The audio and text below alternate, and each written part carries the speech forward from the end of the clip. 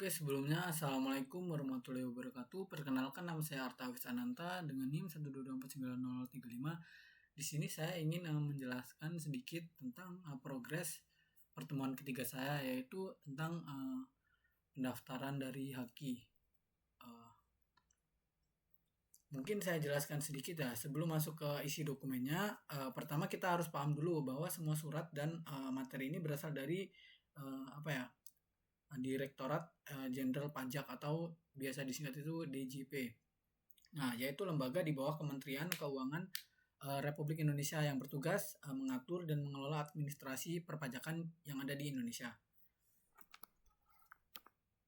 Untuk artinya sendiri itu kayak semua surat seperti surat keterangan terdaftar, surat penerbitan akun wajib pajak, sampai bukti penerima surat itu adalah dokumen resmi negara yang berkaitan dengan status kita sebagai wajib pajak.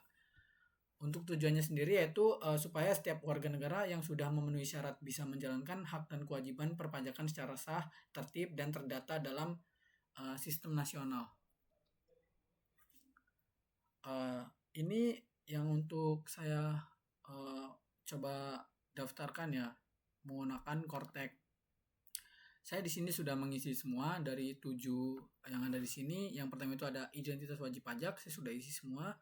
Kemudian ada detail kontak, orang terkait, data ekonomi, alamat, verifikasi identitas, terus ada pernyataan wajib pajak. Nah, tadi sudah saya submit dan itu muncul di Gmail saya itu yang pertama itu ada surat keterangan terdaftar. Di sini surat keterangan daftar ini adalah bukti resmi bahwa seseorang sudah terdaftar sebagai wajib pajak di administrasi DJP. Di dalam surat tersebut dijelaskan bahwa nama saya sudah terdaftar, NIK sudah digunakan sebagai NPWP, terus yang terakhir itu ada status wajib pajak adalah orang pribadi. Artinya apa? Artinya tuh kayak sejak tanggal yang tertera di surat itu saya tuh sudah resmi menjadi wajib pajak, dan sejak saat itu juga saya punya kewajiban perpajakan sesuai dengan aturan yang berlaku.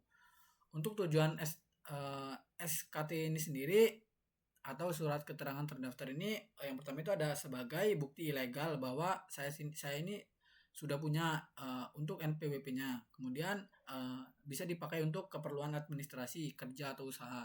Kemudian menjadi dasar saya itu untuk lapor dan bayar pajak. Untuk isinya seperti yang sudah tertera di sini, ada telah terdaftar pada administrasi Direktorat Jenderal Pajak terhitung sejak 3 Maret 2026. Itu ada A, B, C, D, dan E, F. Kemudian yang kedua itu ada surat penerbitan akun wajib pajak. Surat ini berbeda dengan yang tadi itu, yang surat keterangan terdaftar. Kalau surat SKT itu bukti bahwa saya ini udah terdaftar, maka surat penerbitan akun wajib pajak adalah surat yang memberitahu bahwa akun online pajak saya itu sudah aktif dan bisa digunakan. Buat di dalamnya sendiri itu ada NIK atau NPWP, kemudian atau nama dan password akun. Artinya apa? Artinya saya itu sudah bisa login ke DJP online, lapor SPT tahunan, terus update data unit keluarga. Untuk tujuan dari surat ini sendiri yaitu memberikan akses digital ke sistem perpajakan. Kemudian yang kedua ada mendukung sistem self assessment. Yang terakhir itu ada mempermudah wajib pajak tanpa harus selalu datang ke kantor pajaknya. Mungkin itu saja sih. Kemudian yang terakhir ada bukti penerima surat atau yang bisa disingkat BPS. Surat ini menunjukkan bahwa permohonan yang saya ajukan itu sudah diterima oleh pihaknya langsung atau DJP. Misalnya aktivasi NIK, pendaftaran NPWP, sama perubahan data. Artinya apa? Artinya tuh kayak sistem DJP ini sudah menerima dan mencatat permohonan yang saya ajukan. Jadi ini seperti tanda resmi terima surat secara elektronik itu. Untuk tujuannya sendiri yaitu memberi kepastian administrasi sebagai bukti kalau suatu saat ada kendala atau kesalahan data. Nah, di sini tuh ada hak dan kewajiban wajib pajak juga. Sekarang kita masuk ke inti besar materinya mungkin ya, uh, yaitu hak dan kewajiban wajib pajak. Kenapa ini penting? Karena kita seseorang sudah terdaftar sebagai wajib pajak. Kita tuh bukan hanya punya kewajiban membayar pajak, tapi juga punya hak yang dilindungi oleh undang-undang.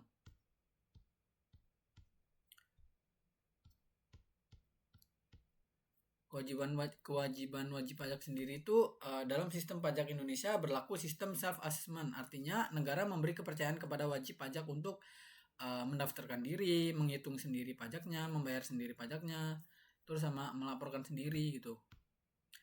Untuk tujuannya sendiri yaitu meningkatkan kesadaran pajak, membangun kejujuran, menciptakan administrasi yang lebih efisien.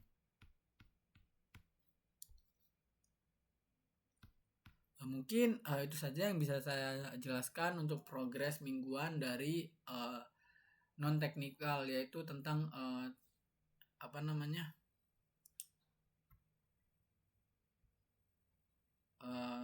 pendaftaran haki sama